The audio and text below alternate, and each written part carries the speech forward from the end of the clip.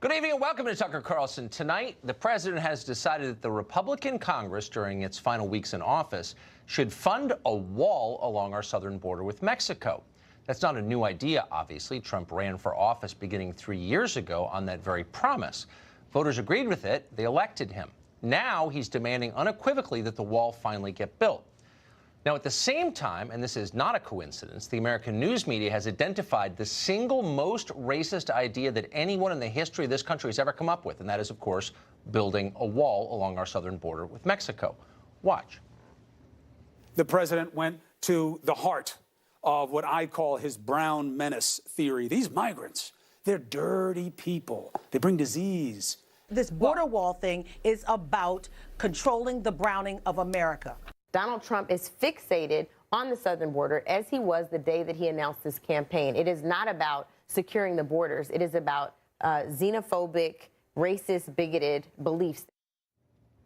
Well, so that couldn't be clear. Border walls are racist. We know that. Unlike border fences are not racist. They're much easier to climb over, and that's why Democrats have repeatedly voted to fund them.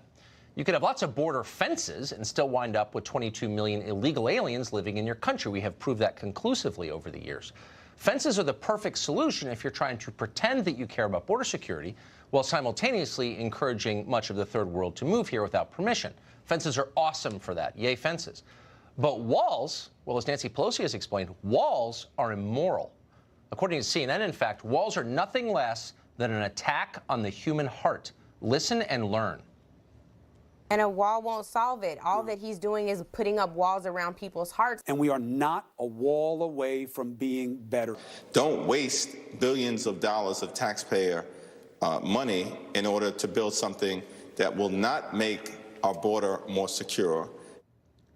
Yeah, and that's the other point they keep making. Walls don't work. They're totally ineffective, except in prisons and the Vatican, and outside Barack Obama's house here in Washington, and in almost every upper-income neighborhood in America, where walls surround the front lawns of the homes where Hillary Clinton and Beto O'Rourke hold their fundraisers. But along international borders, walls are useless.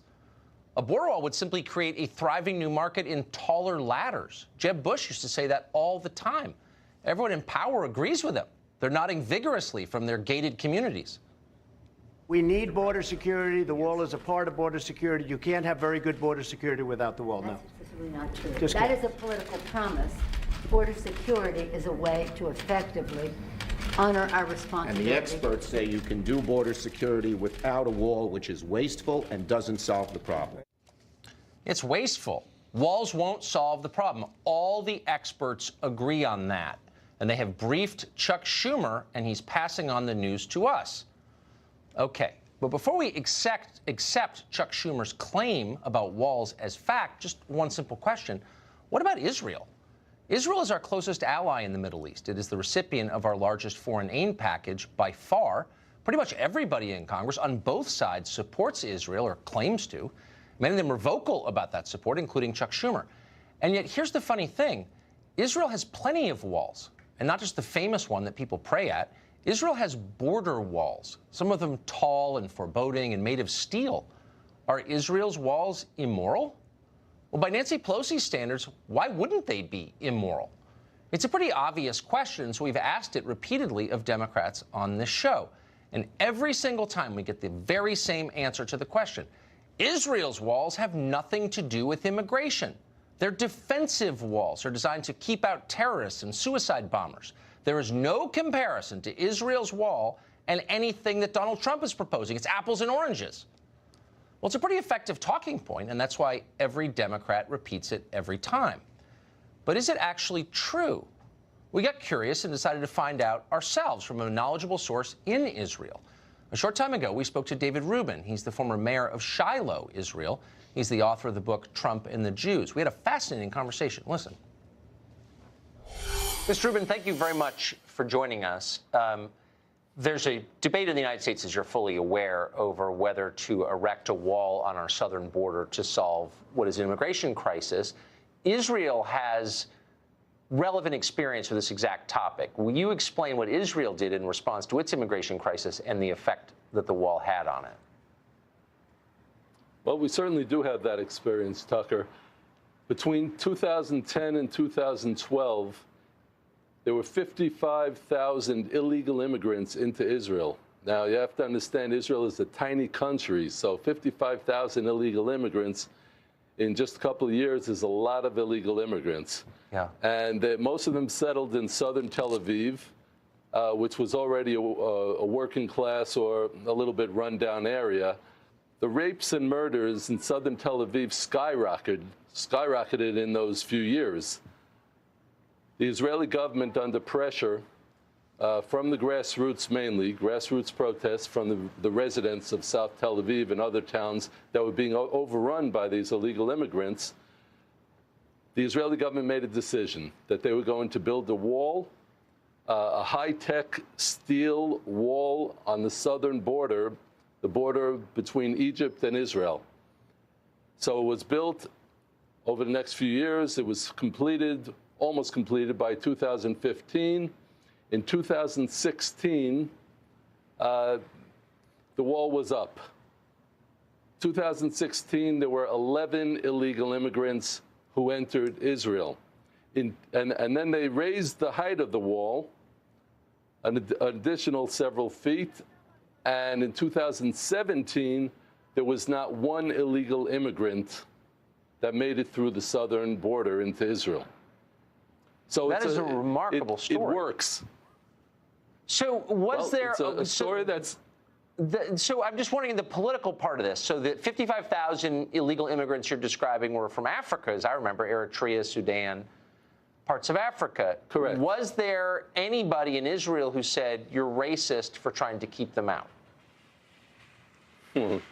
Well, there was some of that, yes. Some of the people on the left were going crazy and having protests, and they were complaining that it's a racist thing. But look, illegal immigration is illegal immigration. And I don't know if you know this, Tucker. I was born and raised in the United States. I've been living in Israel for 27 years. But the Jewish immigrants who came to America, and I wrote about this extensively in my book, Trump and the Jews, they came to America as legal immigrants. They came only to work hard and only to be full Americans. That was their goal. And so, I've heard people like Ocasio-Cortez from New York, the congresswoman, talking about how the immigrants, the migrants are just like the asylum seekers, the Jewish immigrants who are seeking to escape the Nazis in World War II. It's an obscene comparison, and I've heard it too many times from the left. So, yes, there was some in the Israeli left who were complaining and who were even accusing the Israeli government of racism. But the fact is that now nobody's complaining. Everyone is happy that we don't have illegal immigration to Israel. That's an amazing story. And I hope that a lot of people watch this segment. Mr. Rubin, thank you for telling us what happened and your experience there. It's remarkable. You're welcome, Tucker. Good to be with you. Thank you. Jason Nichols is a professor of African American Studies at the University of Maryland and a frequent guest on the show, we are proud to say. Professor, thank you very much for coming on. Thank you, Tucker. So you just heard that kind of amazing story. I didn't know that. Tel Aviv, 55,000 illegal immigrants living there. The working class residents of the town said crime is going up. We're against this. Government of Israel builds a southern border wall, not to keep terrorists out, but to keep illegal aliens out. Mm-hmm. And no one in this country says anything. Is that immoral? So I think there are lots of big differences between Israel and the United States. First of all, we know that crime has gone down in the United States steadily since 1991. Immigrants commit, both legal and undocumented, commit fewer crimes than Americans like you and I. I don't know. I don't think that number is true. But leaving that aside, but that's absolute. I don't believe it is actually. I think immigrants in the country commit crimes at a higher proportion. No, legal. that's. Okay, we can look that up. Separate debate. Okay, I'll even grant you that you're right in that. But why is it? And by the way, I just want to be totally clear. I support Israel's right to protect its own borders. It's a country. It gets to do that if it wants. But why is it immoral when we do it here, according to the Democratic Party, but not immoral when our closest ally in the region does it? Well, again, part of this is because of the motivation that Mr. Trump has brought into this discussion.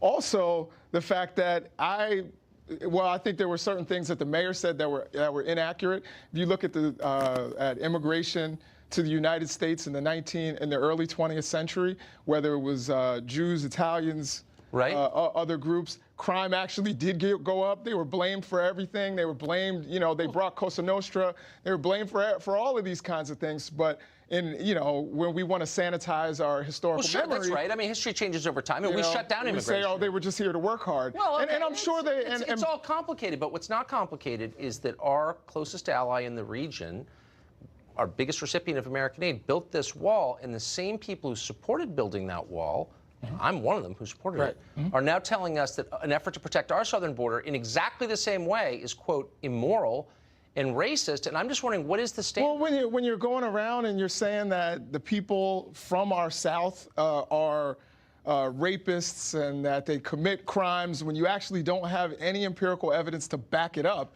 it sounds pretty much like it's xenophobic and racist. You don't like Trump. Which is it's not about totally Trump. Fine, but how about just I have no feelings about Trump. How about just taking Trump out of it? His motives, what he says. A lot of people would like a wall on our border, and they're confused because they hear Pelosi and Schumer say, "Well, a fence is fine, but a wall is immoral."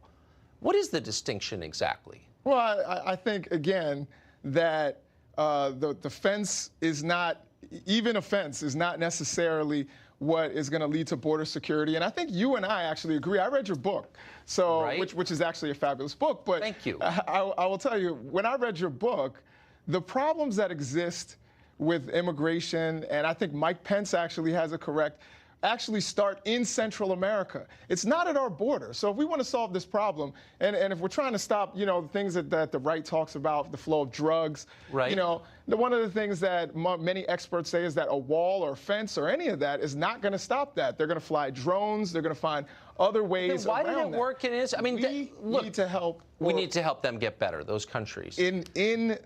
Within their borders, people oftentimes don't really want to be here. That's the other thing. Well, so I guess, there are a couple of things, but I'll just focus on one. So, lots of people have tried to make Honduras a better country, a lot of great Hondurans.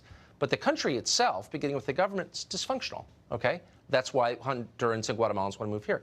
So what would be the plan for fixing those countries to the point where they would have such a high standard of living and be so peaceful that people wouldn't want to leave? Is there a secret formula that none of us know? I think, the reason that it's dysfunctional, and again, having read your book, is U.S. intervention that happened throughout the late 70s and early 80s. So you're saying that Guatemala and Honduras weren't dysfunctional before the United States for reasons that are unclear? I would say that the thing that brought people to our borders and that has caused both documented and undocumented immigration that has driven that has been the wars that we have created that have cost thousands upon thousands of lives. Well, we didn't. I'm against most foreign intervention, incling there. I agree with you there. But we didn't create those wars. Of course, we intervened in them because we thought it was in our interest. We propped up the Contras. We may have. We certainly did, but we didn't create the Sandinista Marxist revolution that enslaved the country of Nicaragua, of course. Well, but really quick, my question is.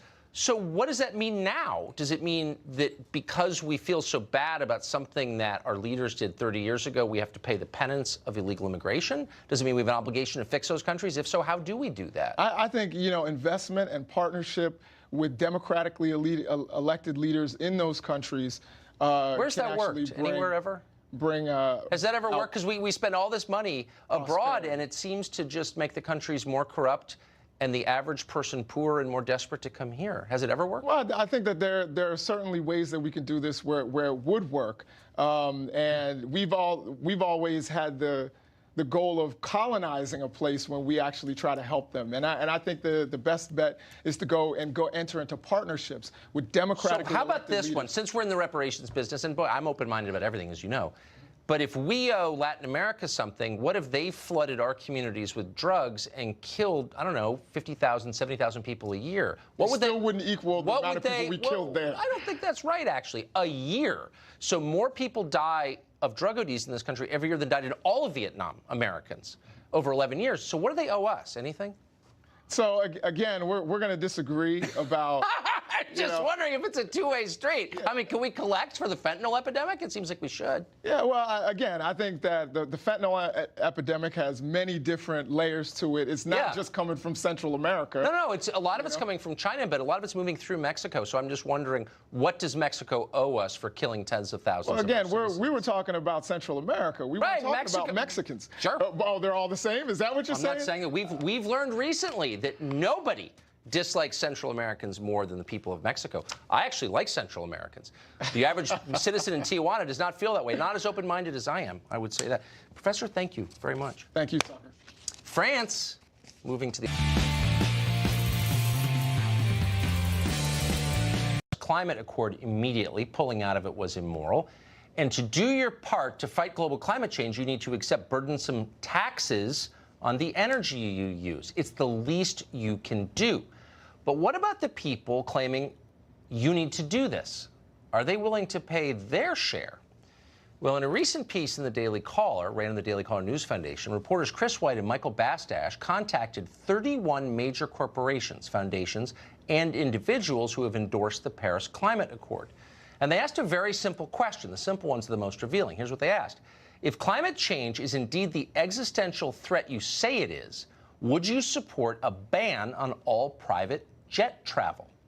Now, these are deeply moral people, they asked. Obviously, you see them on television. They care in a way that you never will because you're too shallow. So are they willing to do this? No, not one of them. Facebook CEO Mark Zuckerberg spent more than $1 million flying private over the past couple of years. His company didn't even bother to respond. Neither did Google or Apple or, by the way, Al Gore, who flies private all the time. In fact, only 2 of the 31 companies contacted responded at all, and both said they, buckle your seatbelt now, oppose banning private jets because they use them. You, meanwhile, are sinful for driving an SUV to pick up your kids at hockey practice, just so you know.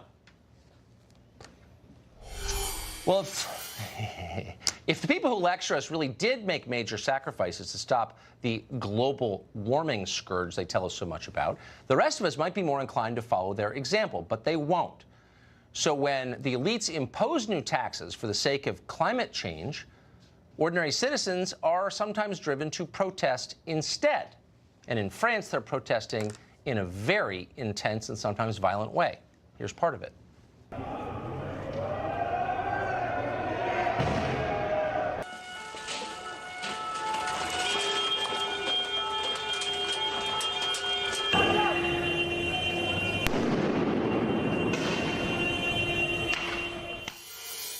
That's Paris, not a war zone. Dana Perino hosts the Daily Briefing, of course, with Dana Perino, and enlivens the 5 every day at 5. She joins us tonight. Dana, great to see you. Thanks for having me.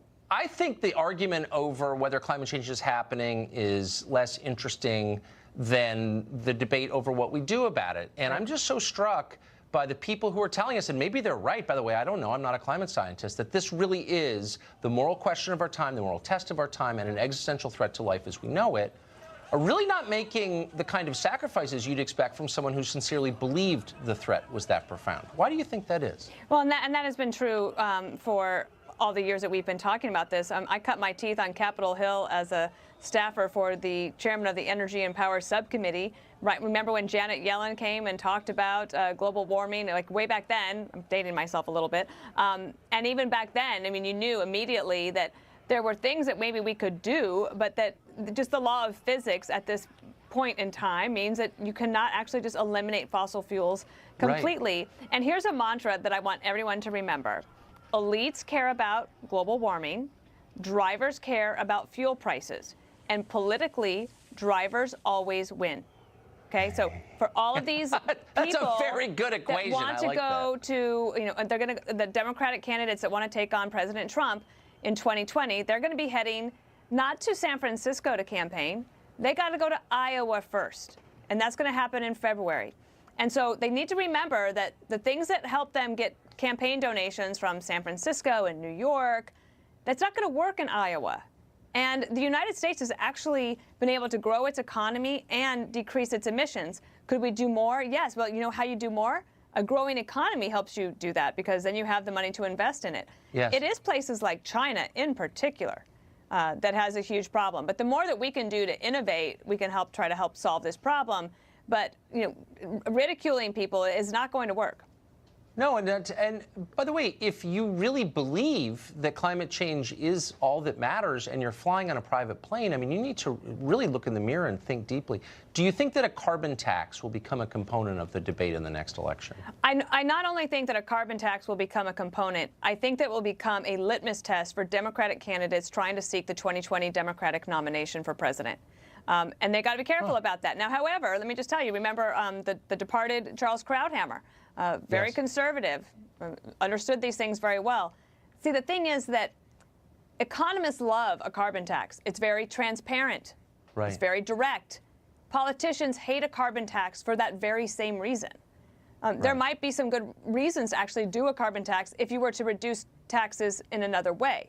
That was Charles Krauthammer's proposal, and I think that you could see that. But I don't think that Democrats are going to actually propose a carbon tax that goes along with a tax cut somewhere else. I don't see that happening. Right. They're going to call it the Green New Deal, and the rest of us will never figure out what's in it until it's too late. Dana Perino, thank you for that update and also that remember prediction. the mantra.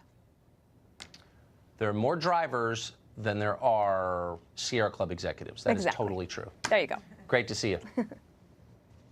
Well, the left feels perfectly entitled to fire you and destroy your life whenever you say something they don't like, but they don't feel limited the same way themselves. Striking. Details ahead.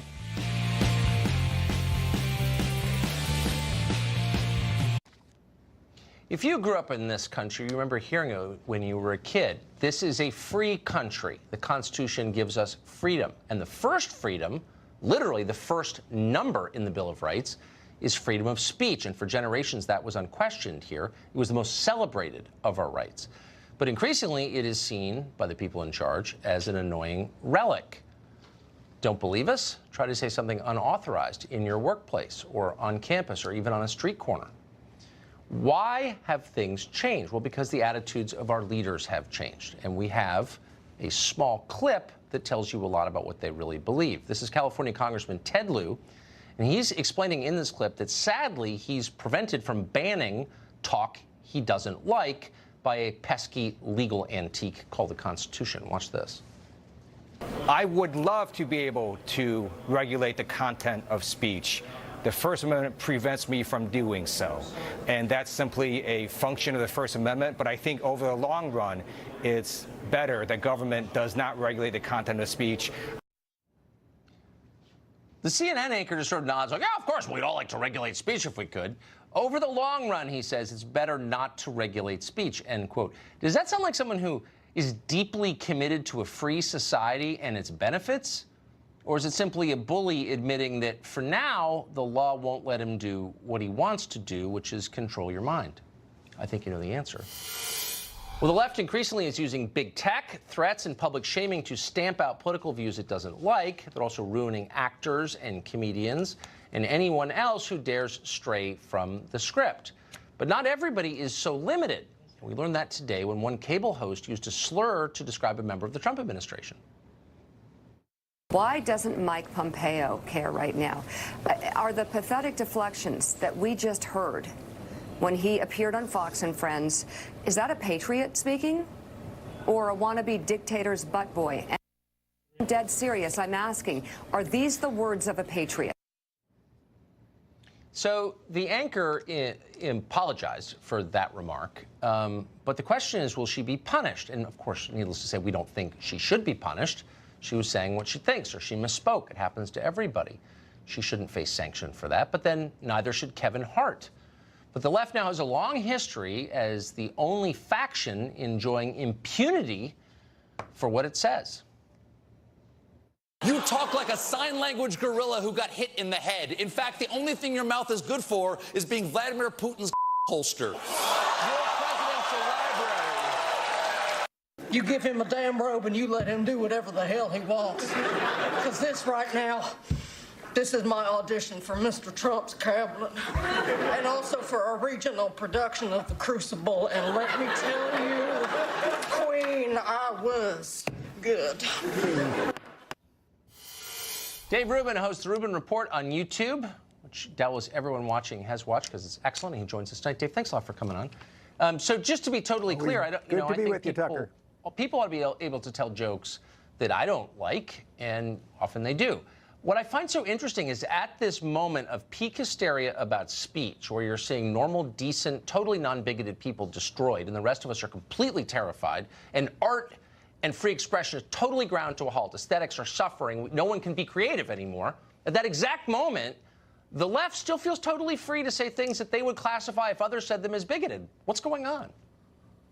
Well, you just nailed it right there. I mean, quite literally, the Oscars can't even figure out who to host the show anymore, either because they can't find anyone that's politically correct enough, or that everyone that would like to do it is now afraid to do it because of the repercussions.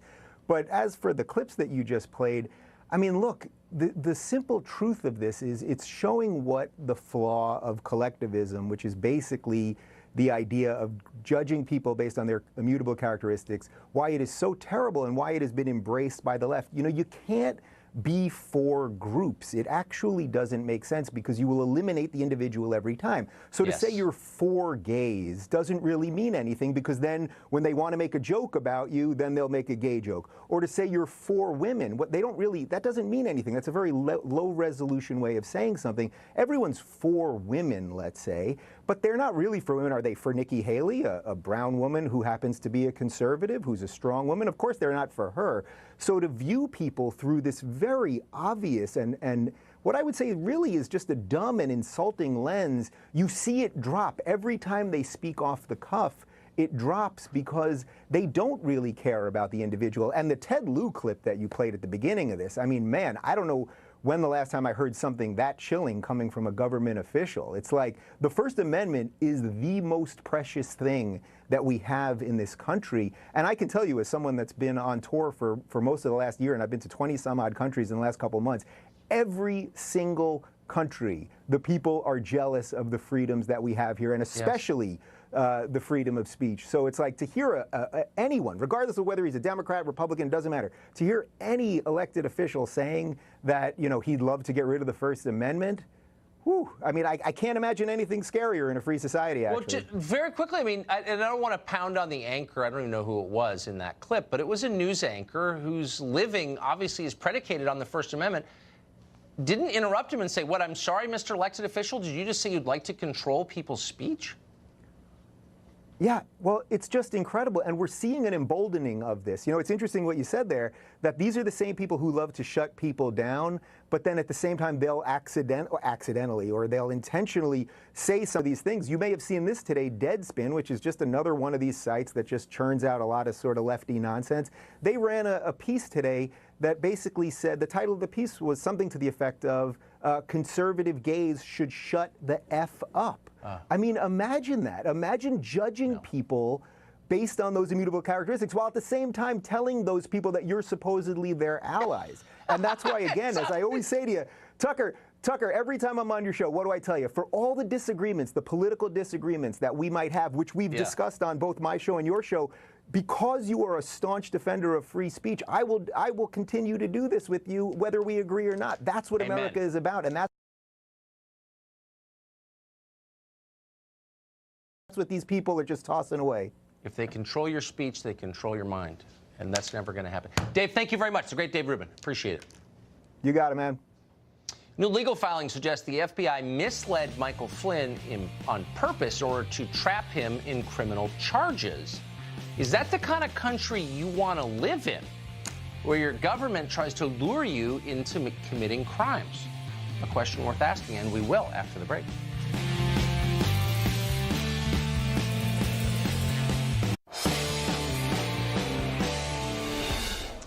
Well, for years now, we've heard how American democracy is under siege from a country with an economy about the size of the state of Texas, but nevertheless somehow has limitless and corrupting resources. That, of course, is Russia, led by Vladimir Putin.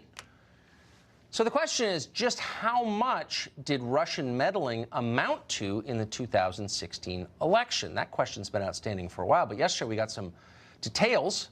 The Google CEO Sundar Pichai appeared on Capitol Hill and was asked. Watch.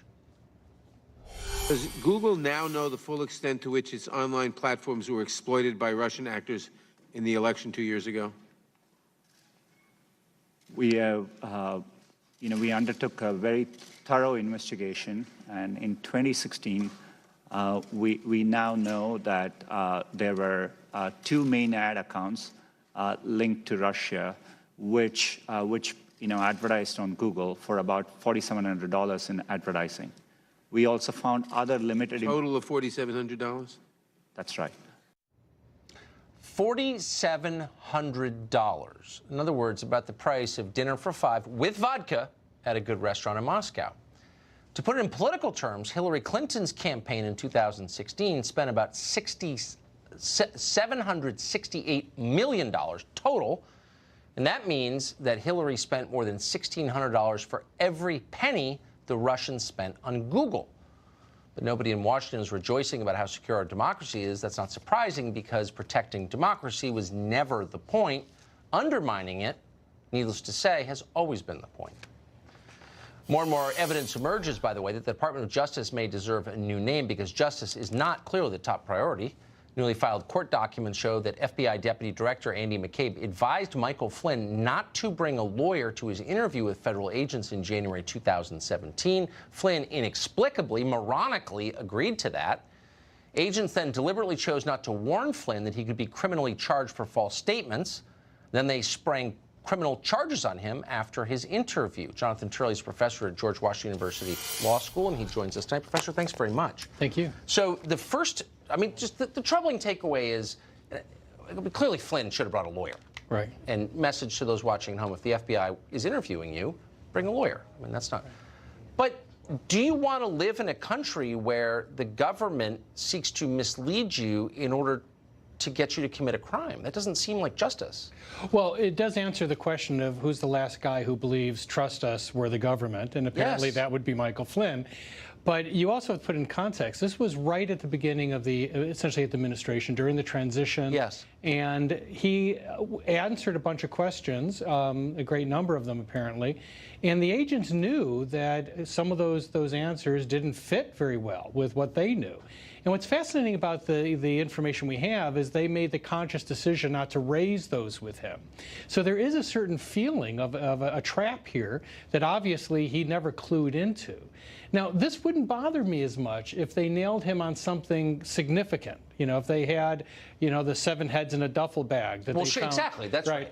But instead, they nailed him on a false statement about a meeting that was not just lawful, but not particularly unprecedented. He met with Russians as the incoming national security advisor during the transition. That's not unprecedented. He spoke to them about policy, and he omitted the fact, or he denied, that they had talked about sanctions. That does seem like something that you could miss, something that frankly could skip your mind. So the question is, if the agents had raised that with him, would he have corrected the record? I don't know. But at the end of the day, what's really troubling is not just the fact that they proceeded to criminalize it, but that the initial agents apparently did not believe he was intentionally lying, and they did not recommend the charge. Now, you now fast forward to where we are now, and I can only imagine what Flynn might be thinking in reading the recent filings, because in one of the footnotes for Cohen, the prosecutors note that he came in and made all types of false statements about all types of stuff to investigators, and then simply says, matter-of-factly, he then corrected those statements.